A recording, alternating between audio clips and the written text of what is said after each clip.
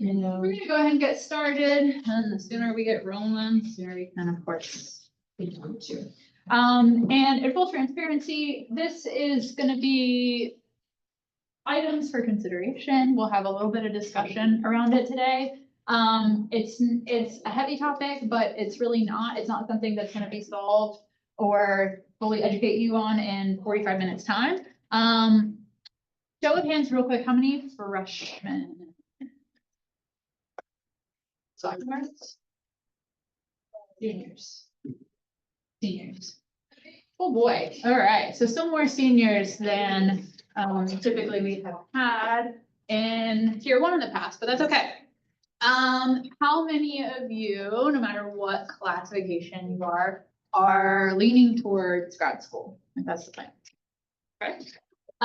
So I'm gonna preface this session with a disclaimer of devil's advocacy. Grad school is a great path. Grad school will open a lot of doors for you and provide you with a lot of really unique and cool learning opportunities. However, it is not necessary for every path. I wish that even though I really love where I ended up, I really wish that somebody like my freshman year or sophomore year of college had just like sat me down and I was so locked into, I'm gonna get a PhD by 30. I'm gonna get a PhD by 30. I'm gonna get a PhD by 30. But I had 0% why behind that decision. Looking back now, I know that a lot of my dedication to and digging my heels into that trajectory was credential based, was rooted in capitalism. Like I needed a credential, I needed a title to feel like I achieved something. But as far as what kind of purpose that would fulfill in a particular career or what I would get out of it, I never had that much of a clear, thoughtful reflection, conversation with the right people about it. I was just locked in because I wanted to achieve, got straight A's through high school, did this, had this office in high school and college, whatever, like all those different things that we kind of collect in our basket of like achievements and things that like make us feel like we did what we were supposed to do and we were the best at it, right? So like I was that person and I still to a degree am a little bit, but I think, like I said, I wish somebody had sat down and moved me, what's your why? So even though, like I said, grad school is a very viable next step, and it makes a lot of sense for high achievers who really care about the topics that they work in and want to make a difference. But again, it's not for everyone, and it's not for everyone immediately after undergrad. So I want you to just kind of intentionally take this a moment. I know that it's easier, like on the other side, I can say, oh, it makes so much sense to like take time off or go straight into the industry or things like that. And I know that's not going to click with everybody. But just go on this brief 30-40 minute ride with me and let yourself kind of be reflective around what some of your objectives are and around some of what your motivations are. So we want to find that nice Venn diagram of objectives and motivations to figure out what your next step is going to be and make sure it is the most fruitful one possible for those things. So that's kind of what we're talking about today. So I'm not going to totally bash grad school. Again, have a master's degree, have a PhD, like I did the things, I loved it. But we also just want to be able to consider both sides. So why would we consider graduate school? Obviously, career advancement is a really vital outcome of that, right? So if you are competing with a candidate for a particular job and you have the master's degree and they don't, or things like that, it can be a really good leg up in that next step career-wise. Especially if anybody considering like very specifically, they want to be faculty, like they want to be a teacher out of like a high research institution. Anybody thinking that way? Kind of maybe. Okay, anybody thinking like med school, healthcare, MD route is the direction I want to go? Okay, so if those are your like dream jobs, then the answer is pretty clear. Like you can't be a doctor without going to grad school, thankfully. And you are not probably going to be as successful in academia without those graduate degrees as well. So if that's kind of the route you're going, then sure, we need to consider grad school options and be really intentional about that search. Increase earning potential. So of course, a lot of studies, I'm sure we could go pull anybody from the Career Center. I don't have these statistics in front of me right now because like your discipline is your business and what the earning potential looks like in each of those areas is varying. I can tell you as somebody with a background in education, it doesn't make that huge of an impact for us, but certainly there are spaces where having that higher degree may or may not be mandatory, but it may still give you that increased salary potential. So you definitely want to consider that. And of course, personal growth. So I would be shocked if anyone in this room right now, if I said, how many of you don't care about being a lifelong learner, if like anybody raised their hand, because you're taking this initiative to be an OUR scholar, you're digging into like topics that you really care about and looking for opportunities to learn more about them, which is great. So I know that is always a good indicator that yeah, you're gonna find opportunities, or you're gonna have a desire to find opportunities for personal growth in your career down the road. Which, as a sidebar, when you are in the industry, whichever industry that might be, always ask the question, what kind of professional development can I expect from you? Should I accept this position? So make sure that that is a space that has that built in. And of course, graduate school can offer those opportunities for professional development. But we'll look here in a few slides at what some of those alternatives are for professional development. Okay, benefits. There are tons of benefits. You're gonna have more advanced knowledge and skills. How many of you already feel after one semester of being an OUR scholar have a deeper understanding of your discipline than you did before you started? Yeah, so imagine that times X, like times if you're working on a master's degree, maybe that takes a year to 3 years. And you're really responsible for your own learning 24/7, not just, 5 or 10 hours a week that you're contributing to the OUR Scholars Program. If you're looking at PhD or med school programs, it's going to be a lot more than 1 to 3 years. It's going to be more like up to 8. And we'll look at some of those considerations as well. Network opportunities. How many of you have, so we have a mentor. Who thinks they have made the biggest network expansion since becoming an OUR scholars? How many people do you feel like you've added to your network through this experience? 4. Okay. Anyone feel like they have more than 4? Yeah, Grace. I wouldn't say it's this experience. I've met people through this experience, but I think like other experience similar. Yeah. So but again, so just to highlight something like the OUR Scholars Program, where you're engaging in research and taking those advanced learning opportunities, because this at your stage is a very advanced learning opportunity, is going to increase that network. And a lot of that piece is you get out of it what you put in. So you find those opportunities to say yes to things. Although no is a valuable sentence as well when you want to maintain your boundaries. But when you say yes to new opportunities and engaging with new people, you're getting to meet people who might be able to open doors for you. Maybe you get invited to serve on a student committee, or maybe you get invited to watch interviews for somebody that's coming into your department. But regardless, you're going to have those networking opportunities with both professionals and academics. I will embed caveats into all of these slides and these considerations. You're gonna get networking opportunities in the industry too.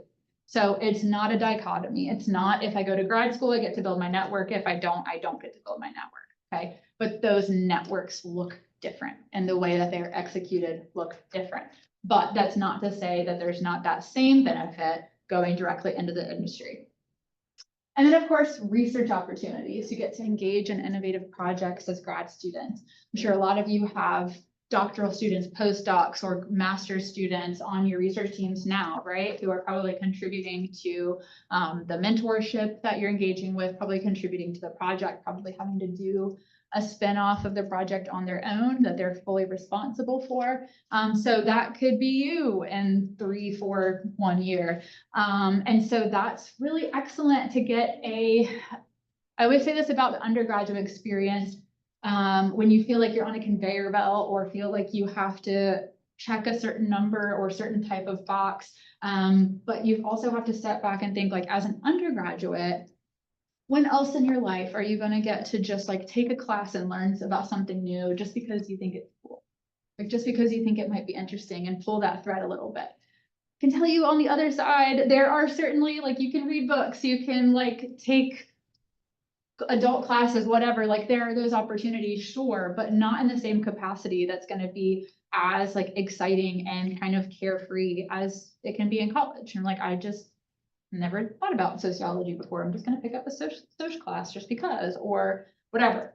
But similarly, in grad school, when else in your life are you going to just be able to fully immerse yourself in this one particular topic and drive yourself to learn about it and be an expert in it and produce something really cool?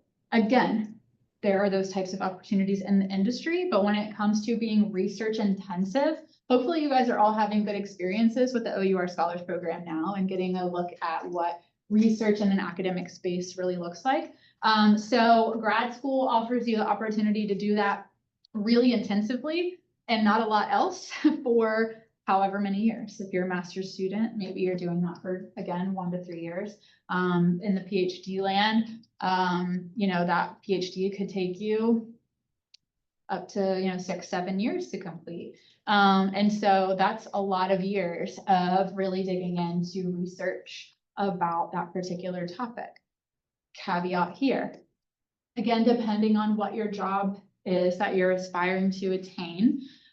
We make this joke, and I think I commented on this the last time I presented with you guys about communicating your research and being able to like simplify language, right?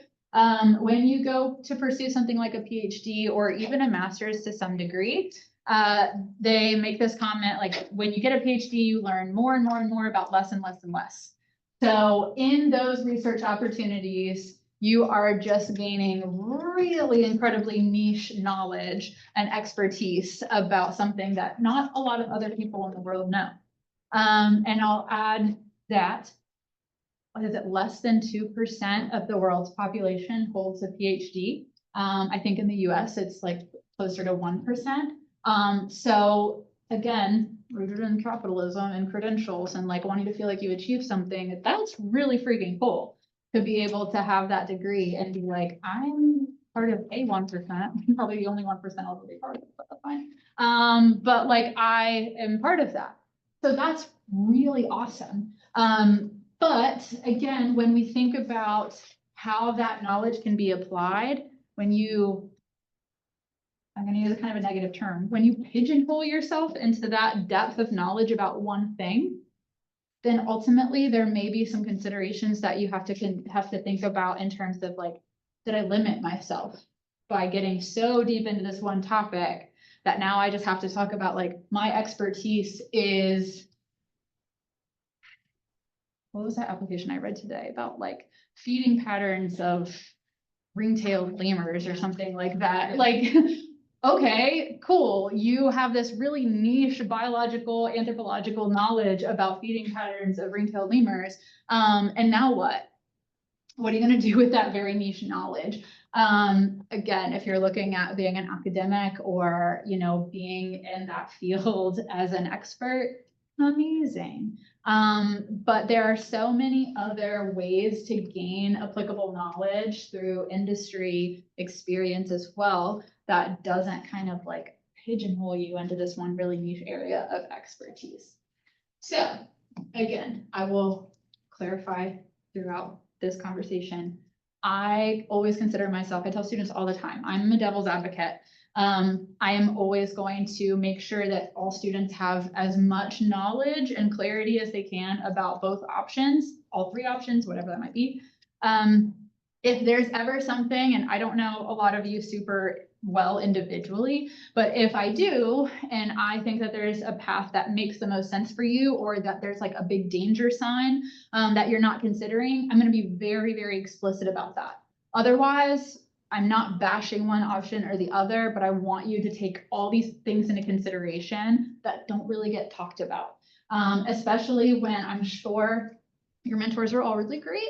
But I'm sure a lot of them are like, yeah, come be a master's student with me, like come contribute to the R1 mission and like be part of my research team as a master's student or as a PhD student. So they're like kind of pulling you in because that's the path they went down. And that's not necessarily a bad thing, but I also don't think it's entirely fair without giving you the full scope or you guys making sure that you have the full scope because you're autonomous, independent, you can figure this stuff out for yourself too, of what those other opportunities are. So just because you get involved in research as an undergraduate does not mean that you have to be on that conveyor belt to academia after that. So when we talk about the benefits of undergraduate research, I don't know how many of you have come to like information sessions or things like that, but we talk about those career competencies for a reason, right? We don't advertise this program of like, be a better grad school applicant. We talk about this program in regards to, here are these 8 career competencies, things like communication, creative self-development, critical thinking, teamwork, technology, equity and inclusion, and the other 2 that I'm missing. But we talk about it in those terms because doing things like research can enhance your competitiveness and ability to be successful in your industry, period. Okay, does it also make you a more competitive grad school applicant? Sure, but that's not the end all be all. So we just, again, want you to think about how many options you actually do have beyond sticking in this academic space. So drawbacks of graduate school. If I haven't bashed it enough, here we go. So cost and financial considerations. So tuition expensive as hell. Living in and of itself is expensive. So adding on top of that you are probably going to be taking on student debt because you can't really well, I take that back. Rewind.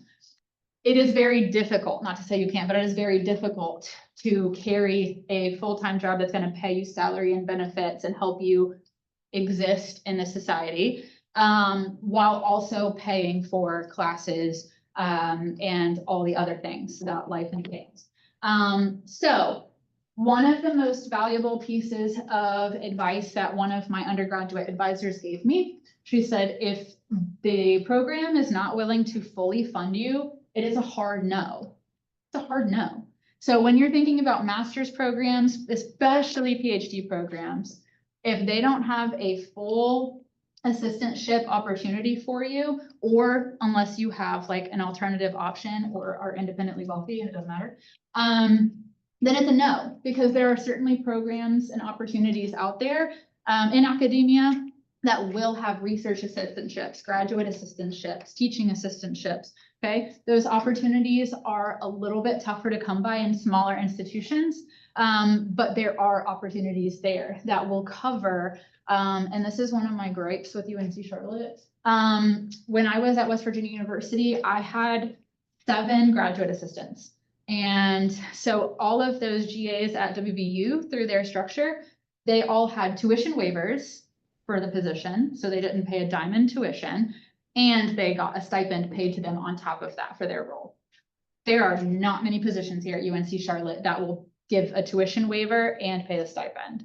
I wish I had that for wonderful Emma, but we pay her, not as much as she deserves, but we pay her, but she's still having to pay tuition for that role. And there are, like I said, plenty of programs in the US that are competitive and that are highly esteemed and that you will have great opportunities at, that do have those funded opportunities. So when you think about, and we're gonna talk about like dream jobs in a couple of minutes too. When you're taking in that cost factor, you've got to reverse engineer too and think about how much you might be capping at that debt level. Even especially if you're carrying some over from your undergraduate experience into the grad school experience, how much debt makes sense for you to be able to compensate for the salary that you're going to receive once you get out of school. So a lot of you are in pretty cool fields, computer science, data science. You're going, you're going to med school. Med school low key has one of the worst debt factors ever. Won't scare you, but it's just a consideration. But those are things that you needed to think of. Like, yeah, thinking about like coming out of a program, grad school or undergrad, and saying like, oh, I'm going to be making $125,000 when I graduate. But if your debt and your student loan debt requires you to end up paying $2,000-3,000 a month, is it worth it? How long are you going to be paying off that $2,000-3,000 a month bill for that level of med school or doctoral programs in comparison to the salary? So that's math that you need to make sure does indeed math. Time commitment, said it already, 1 to 7 years. In the grand scheme of things, again, this is similar to the salary or the cost piece of it. If you've come to the conclusion, the very rational, you've thought about it, wonderfully made decision, that an investment of 6 years and $75,000, even if you do get some of those things covered, will you still need to take out money to help your cost of living, things like that? Is it going to be worth it in the end? Is it going to pay off time commitment wise and financially? Opportunity, cost, and necessity of degree, these two things kind of go hand in hand. So there are opportunities by going directly into the industry that you may miss out on by waiting and going into your program first. And I'll go a little bit more into depth in that in a minute, but also necessity of degree. So there are some degrees, when you take the amount of time that it takes to achieve that degree, that ultimately you're missing out on those opportunities. And you're going to have some doors that are more closed to you than open because you made the sacrifice to pursue education as opposed to experience. So again, finding that balance between education and experience is really important. And I know like Emma and I were just talking about it today, about how crazy it is that so many jobs say like, this is an entry-level position, but minimum education is a master's degree. So that doesn't really check out, but that's what we're seeing a lot. So, are you going to be able to step into an entry-level position with a bachelor's degree, or do you need a master's degree for that? So being able to figure out if that degree is required. And I think if I planned this well, sure did. So we want to think about those long-term career aspirations and if that degree is really going to help you or hinder you in this immediate moment. So I want you to take like 2 minutes, 90 seconds, 2 minutes, and think about what your absolute dream job is. And if you've never thought about that and you're just, if you're like me and only thinking up until like your late 20s and then you have a meltdown because nothing was planned after that, then this is your opportunity to think beyond that. So think about your dream job. I want you to find a job posting or a job opportunity that aligns with what that dream job is. Okay. Any dream job. It can be like, where do you see yourself when you're 40, 50 years old? What do you want to be doing? I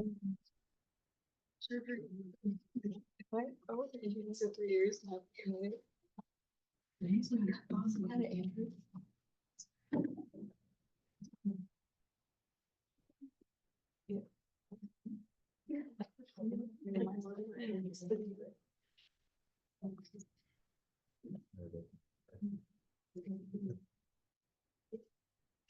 Same living in. Stop. I can just. Give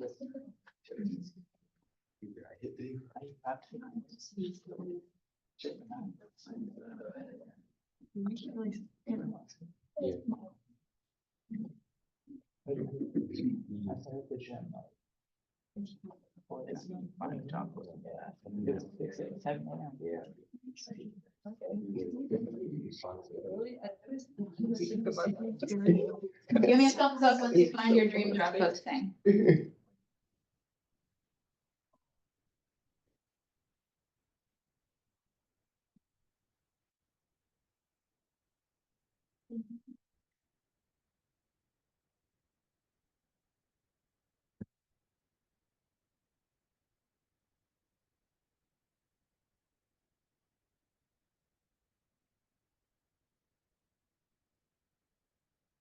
What kind of dream jobs did we search for? What we got? A thumbs up from you. Yeah, remind me your name? Gyrus. Jack. What dream job did you search for? So I realized I probably wasn't gonna be able to find it just because my kind of like long-term goal is to become like an inventor and entrepreneur, like just doing my own thing, making and selling my own products. Okay. So what did you end up looking for? What did you look for? Mostly stuff in like just the field of engineering, want to go into kind of like mix mechanical, electrical. Okay. So what on that job posting was the minimum education requirement? Or I just, That's okay. Okay. Who else had a dream job? That's somewhat like a mental health therapist, along the lines of that. More, I specifically want to go into more industrial organizational psychology, Okay. kind of, I guess, like workforce psych, in a sense, the way I can describe it. Okay. But I didn't really find anything specifically that. It was really just a lot of mental health counselor and stuff like that. Let me go see what specific education they require. Here it goes.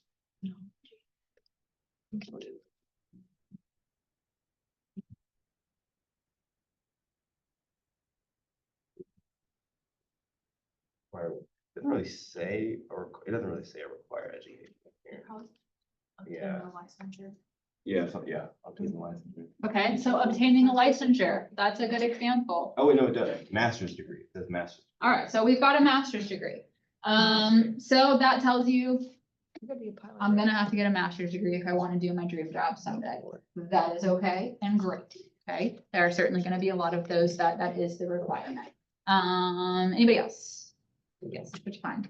So I want to be a clinical microbiologist, or a medical microbiologist. And I found this USDA job. That's basically what I want to be. Mhm. And the requirements for education are at least 1 full year of higher level graduate education leading to a master's or equivalent graduate degree. Okay, great. So that is even allowing you like, hey, you can be working on it, but you don't have to have it attained. So that's nice that you can just be like, I'm on my way. So that's something to consider as well. Who else? Yeah, which kind? Mine was a professor in philosophy, PhD. PhD. Yeah, absolutely. If you're in that academic space, it is gonna require that you have a PhD. It is gonna require that you have evidence in teaching, service, and research, right? So it's gonna have all those other requirements as well. But as you keep looking for your dream job and think about that, one, a lot of the times I would honestly be surprised if a lot of you had dream jobs that didn't say master's degree required. Because you have very ambitious and lofty expectations for yourself and you want to pursue these higher level opportunities. That's okay. That's fine, right? So again, I'm not trying to talk everybody out of going to grad school, but I want you to be able to articulate your why before you do that. I also will argue, so we had licensure, master's degree, we had at least 1 year of graduate education being pursued. Okay, I'm sure there's a variety of expectations kind of sprinkled into those job descriptions. How many of you have considered going back for your master's after a few years in the industry? Okay, what has been the thought process there? What do you think some of those pros and cons are? I get paid more, You get paid more if you do what? get my master's. Oh, you Back. get your master's. From all You the get back. company paying us to Yeah. get our masters. Oh, okay, okay, so the company is gonna put the bill, that's a great opportunity, yeah, if you already get established. What else? What are some of those other pros and cons? I want to be a OBGYN, but like the ultimate goal is to open a free clinic for women's health. Mhm. So I would like be a OBGYN for a hot minute and then go back and get my master's in business. So that I can actually run a clinic well and it doesn't go bankrupt. And then I'll practice as that and be the head of the clinic later on. Okay, excellent. What else? What are some other thought considerations? Yes. You kind of determine like what specifically you want to go into masters for, if it's like you kind of want to do it, but you don't know why. Like get that work experience to help figure that out. Chef's kiss. I love that response and that is so real. Okay. How many of you once you got into college, either changed your major or you came in undecided, you weren't really sure what you wanted to do, or you've been, even if you've stayed on the same major track, you've like had your eyes open to a lot more paths since coming to college. How many of you did like come in undecided or changed your major first year? Few of you? Yeah, okay, because we're only really able to have aspirations for careers based on what we see was when we're growing up. Like, why do you think so many kids are like, I want to be a police officer, a fireman, a teacher, a nurse, a doctor? Okay, we want to be those things because it's incredibly common for us to come across those professions in our day-to-day life. Not a ton of us are like, and I pick on Emma all the time because her mom is a professor here at UNC Charlotte. But besides her, nobody's really waking up and being like, I want to be a faculty member at an R1 institution. Like, we're not waking up thinking that as a 5-year-old, or I'm not waking up thinking like, I'm going to be a clinical microbiologist. You can't even say those words until you're like 15 years old. So, like, not only do you have that moment and transition from high school to college, where you're just now being exposed to what actual careers can spawn off from certain degrees, but it goes a step further with pursuing a master's degree. So I think one of the best things I ever did, and this is where I will be extremely biased and like love the path that I've taken. My background is education, so got my bachelor's degree. I went into the classroom and taught for a couple of years, and then went back and got my master's while I continued to teach, but got my master's in a totally different content area and was able to transition which content I taught and why. So that was really great. And then I taught for a few more years after I finished my master's, and then went back for my PhD. And now all of that still was able to get done before I turned 30, which was great. But without having that in-class experience in a variety of settings, I taught in very rural settings, I taught in very urban settings, I taught a lot of different content areas. Without those experiences, I didn't have an appropriate question or why behind my PhD. I didn't know I wouldn't have known what I wanted to study, not with a meaning. And I noticed that in a very distinct way between me and a couple of my peers who went similar paths, and those who went high school, bachelor's, master's, PhD, without taking a break and without getting some real world experience. Okay. Their whys, what they were asking, and this is very niche to education, but take copy and paste to your discipline. Their whys were very artificial. They've never been teachers. You can't know what the problems are unless you've experienced firsthand, or you can't know what some of those questions that you want to probe at without being in with your hands dirty and seeing what it actually looks like day to day. So whatever that looks like in your profession, that is, if you take one takeaway away from this conversation today, consider what the value would be of you having that day-to-day hands-on dirty hand experience and being able to drive your why, drive what kind of research you want to do, because it will be that much deeper and richer if you have personal experience to drive it, as opposed to just like, I've read a lot of articles about this. I've read a lot of Q1 journals about this thing. I've gone to a lot of conferences with a lot of academics talking about this thing. It is not the same. It's not the same. Especially if you want to be in helping professions. It's a little bit different for STEM, but I would argue that the concept's still applicable across the board. So that goes us right into the passion for the subject. Do you know that there are other things that you could be more passionate about? I'm sure a lot of you have discovered passions in the past year or two of college, or 3 years, however long you've been here. The world is big, and the content that is connected to your discipline is big. And it's kind of never endless, which is really, really cool. But that kind of connects back to my initial point about like pigeonholing yourself into one really niche area of expertise. That's all well and good, but like, what else are you limiting yourself on? And how else do we know what we're limiting ourselves on without making sure that we have experience to dictate what we want to be passionate about, or what passions are going to be executed from us? Readiness for rigorous study.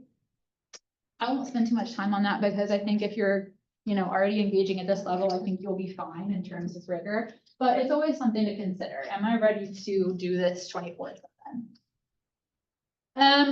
Alternative options, of course, work experience. As I just talked about, there's a lot of opportunity in just working in your field, and figuring out what that discipline looks like applied day to day. Certificates, grad school alternatives, there's boot camps, there's online courses, there are certificate programs that are a little bit more flexible and not as long-term, not as demanding as a whole graduate school program. Short courses that you can take. There's a lot that you can self-teach. But again, all of this goes back to being able to say, like, this is what I think I want my dream job to be, and how do I get from point A to point B? If my dream job is point B, yeah, we don't want to like lock in and only think about that for the rest of our lives, because we are more than the labor we do. So there's that. But like, life is a lot bigger than your job. But, you know, that we're gonna say again, capitalism, we have to like work to put food on our table. I always say, like, I work to put food in Sammy's bowl. So if we're gonna do something, we might as well enjoy it. Okay, so there's a lot of different values that you'll need to take into consideration, and that's a whole other PD topic that we can maybe add someday.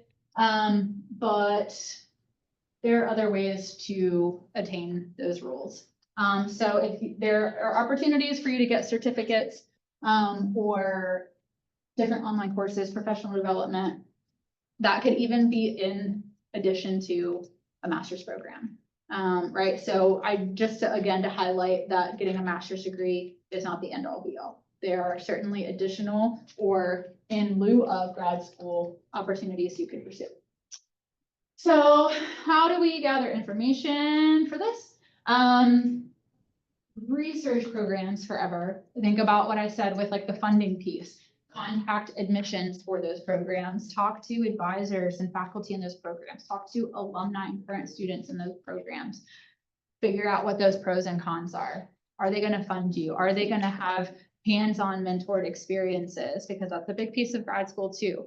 I went through 3 PhD advisors or chairs in my, how long did it take me to get? 4 years. It took me 4 years. I hightailed it through that thing. But the first one that I worked with, you know, she looked great on paper, but she was working on her tenure promotion process when I started my program, and I got 0 attention because she was only locked into her own next step in her career. So I broke up with her, and she was petty as hell about it, which was fine. But then I ended up with 2 others. One ended up hating academia and left and became a manager at a tattoo shop. And I was like, honestly, like, but then I finished with the 3rd one, and she was wonderful, learned a lot from her. But you gotta know before you go in if you are gonna have that hands-on experience, because it shouldn't all be independent. There's a lot that's independent about it. But that's the definition of having a mentor, right? Having somebody to lean on who's a step or 2 ahead of you in their career and can kind of help you along that journey. Info sessions, open houses, you guys know that, don't have to tell you, but that's how you're gonna get a lot of like the basic info, and maybe you can start weeding out some of those options. Pros and cons, I already said it. Love pro and con list. I'd be shocked if a lot of you also didn't love that organized pro and con list as well. But what are those advantages and disadvantages? You got to think opportunity, you got to think mentorship, you got to think finances, you got to think time commitment, you got to think location, you got to think like, is this where I want to be for the next 5-6 years? That's a big piece of it.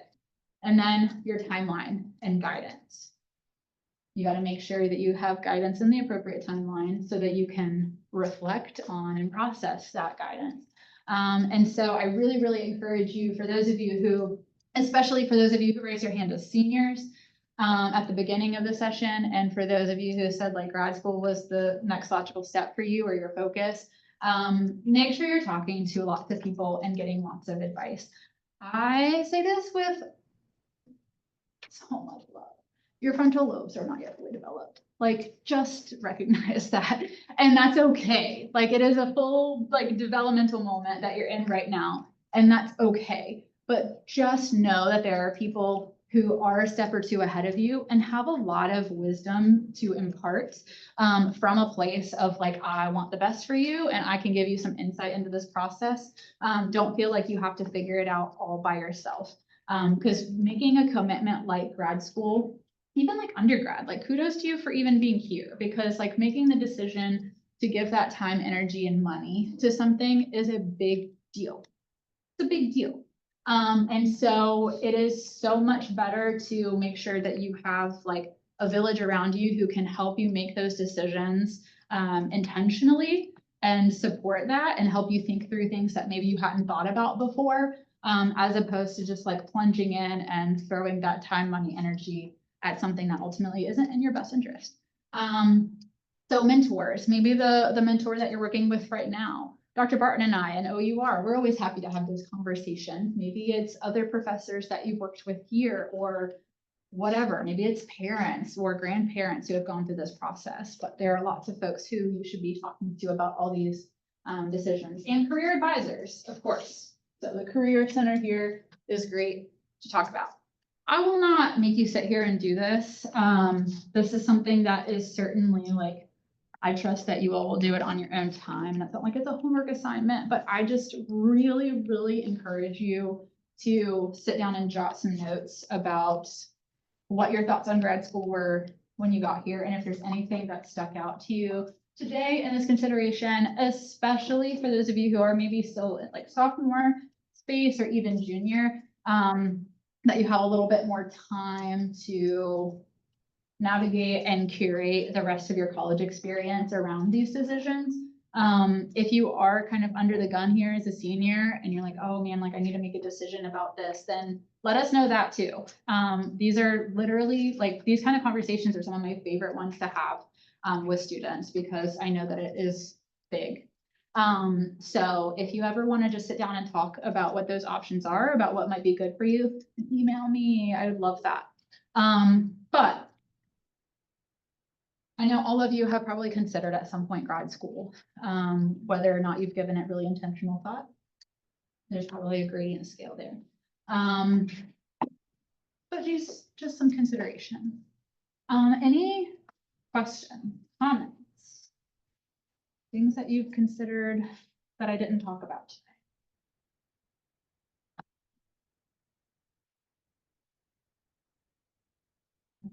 So good at covering all of the things. Oh my God, stop. Oh, no, no. Gracie, get a raise. All right. Today is October 21st. We are 10 days away from your abstracts being due. So don't freak out. I know that is a stressful statement, but don't freak out. Remember, you will be able to edit and update your abstracts up until like December 1st or something like that, November 25th. I don't know, sometime a lot later. So we just want to see that you're on the right track. With your abstract, if you want to book an appointment and you haven't yet, those abstract booking links or support links are still on Canvas. So I've got a few more times open on Friday, I think, and maybe next week. I haven't looked at my calendar. But if you need that, let me know. Otherwise, we'll see you in 2 weeks.